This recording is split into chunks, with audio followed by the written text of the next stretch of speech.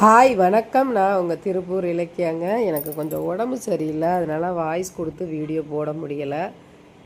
நேற்று வந்து பார்த்திங்கன்னா நம்மக்கிட்ட இருக்கிற போர்டிங்கில் இருக்கிற பப்பிகள் எல்லாத்துக்குமே பார்த்திங்கன்னா டிக்கு இருந்துச்சு. 1-2 பிள்ளைங்களுக்கு டிக்கு இருந்துச்சு. அதனால் பாட்டன்ஸ் வச்சிடலாம் அப்படின்ட்டு இது வந்து கண்டிப்பாக வைக்கணுங்க. ஏன்னா இனிமேல் வந்து உன்னி காய்ச்சல் இந்த மாதிரி வரும். நம்ம எப்போவுமே ரெகுலராக வந்து நம்ம ரெகுலராக ஃபீட் பண்ணுற பிள்ளைங்களாக இருக்கட்டும், நம்ம ரெகுலராக ஃபாலோ பண்ணுற பிள்ளைங்களாக இருக்கட்டும், இந்த பாட்டன்ஸ் வச்சே ஆகணுங்க. அப்போ தான் வந்து உண்ணியெல்லாம் கொட்டி போயிடும். இது வந்து நம்ம 25 நாள்லேருந்து 30 நாளைக்குள்ள ஒரு டைம், மாதத்தில் ஒரு டைம் இது வச்சிட்டோம்னா ரொம்ப நல்லதுங்க. இந்த உண்ணி காய்ச்சல்லேருந்து இவங்களை அவாய்ட் பண்ணிடலாம். அதுபோக இந்த டிக்கு இல்லாமல் இன்ஃபெக்ஷன் ஆகாமல், டிக்குனால தான் அதிகமாக இன்ஃபெக்ஷன் ஆகி சொரிஞ்சு அவங்களுக்கு வந்து புண்ணு வந்து நிறைய பிரச்சனைகளை நம்ம சந்திக்க வேண்டியது இருக்குது.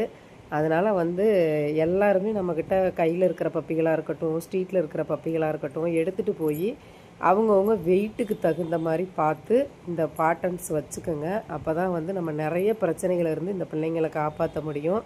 ஸோ ஃபீடர்ஸ், வீட்டில் வளர்க்குற பிள்ளைங்க எல்லாருமே இனிமேல் ரொம்ப ரொம்ப ஜாக்கிரதையாக இருக்கணுங்க. ஏன்னா ஃபார்வோ சீசன் ஸ்டார்ட் ஆயிடுச்சு.